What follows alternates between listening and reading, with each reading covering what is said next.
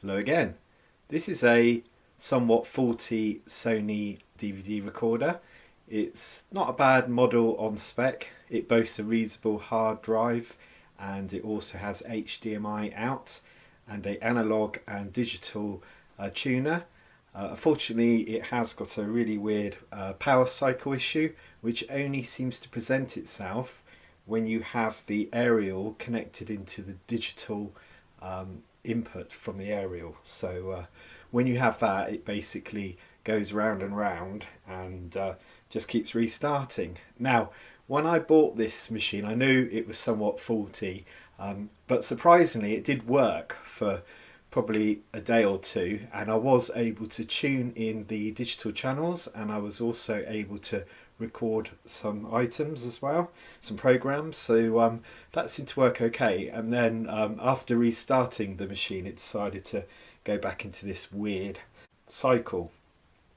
So the model in question is HXD1065. I believe that instead of being a Pioneer based machine, this is a Samsung based machine, which probably explains a few things.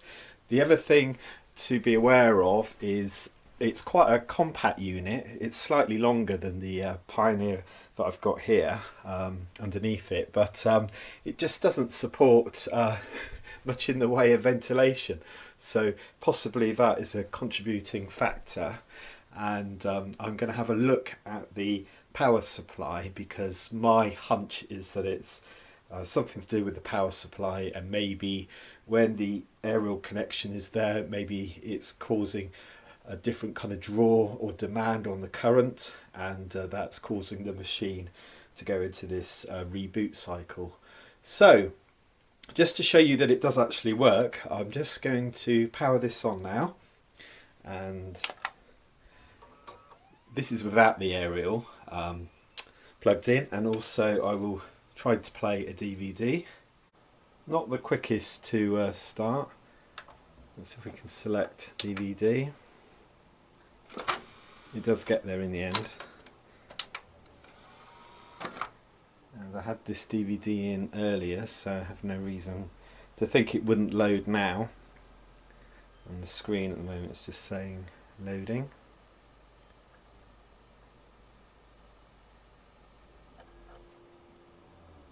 And there you go. As you can see, it's loaded the DVD and it's going to attempt to play it. So the other thing we can do now is we can turn it over to the hard disk, and we'll quickly bring up the guide just as a proof that I did manage to record a few things on here, a few sort of test items, as you can see. So it has worked without it going into this reboot cycle, but it is definitely in the reboot cycle now, and hence that's why I've not bothered to set the time on this. So now I'm just going to get the aerial input. So the two that you see here, one's in and one's out for digital, and the other side is analog. So I'm just going to put the digital in, and I will try to reboot the machine again. And this should now give an example of the device booting over and over.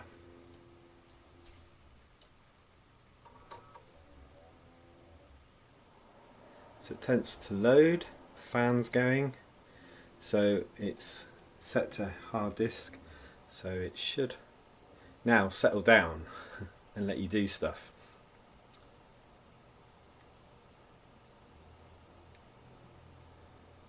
Stays up for a little while.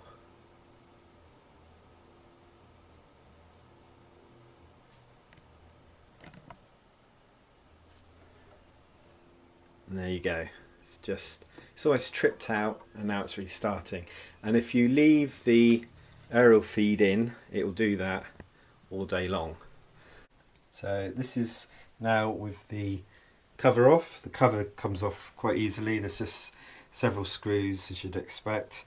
If we look actually in the lid, you can see possibly that there's a mark, like a heat mark I guess, inside the cover on this left side, but also one slightly in the middle. And what I did initially was I just put a mini sort of heat sink piece of metal that just stuck on top of this chip here, because this I did feel was fairly warm, but that doesn't seem to have done anything. But anyway, worth a go. So this is the power supply. I've switched it off on the wall, so at least it's still earthed. Let's have a quick look. I couldn't see any bulging capacitors at all. Everything looks fairly okay. I would say from previous experience with these sort of things, it's probably worth going to change several of them and not all of them. So the ones I'm going to change initially, and I think most people would probably do that, is these two here. So these are quite chunky. They're stuck right by the sort of sink here, which has got some more ICs on it, I think. Or rectifier, is it? Yeah. So basically I'm going to swap out these two with some new ones and see if it makes any difference at all. Failing that, probably could change this one and maybe the bigger capacitor, but I won't be going anywhere near that for a while because I've just had this machine switched on. So that's my plan, and I'll let you know what happens after I've changed the capacitors. The capacitors I'm going to change are marked up as 10 volt 3900 microfarads, and I'm just going to replace them with 16 volt ones. So they are slightly bigger, but I think there's space just to bend them away from this source of heat here.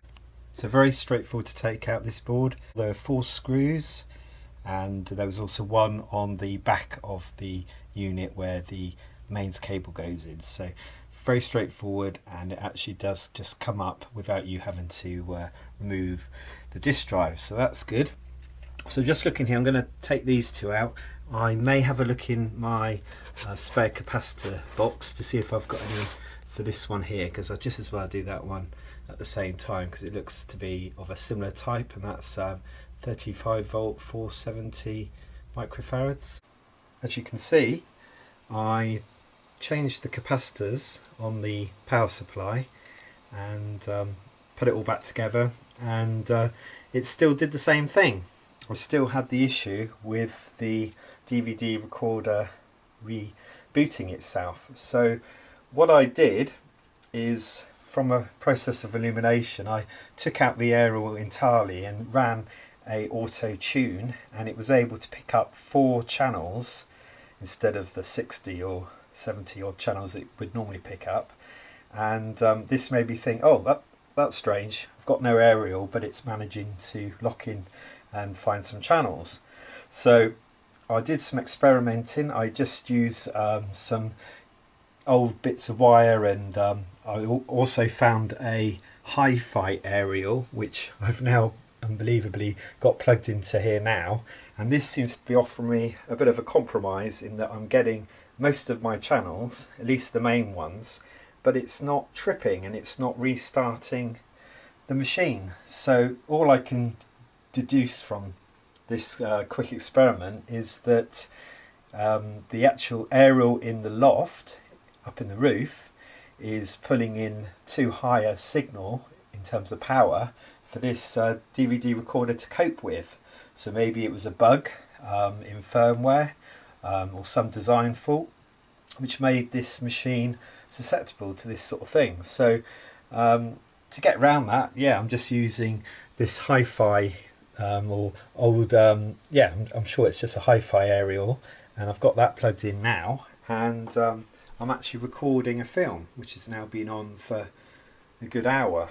So I just thought I'd do a quick video and you could see exactly what I did to get around it, and maybe your mileage will vary and be different if you've got a similar problem, but it's definitely something worth checking on these machines anyway. Thank you for watching, and I'll do some more videos in the future.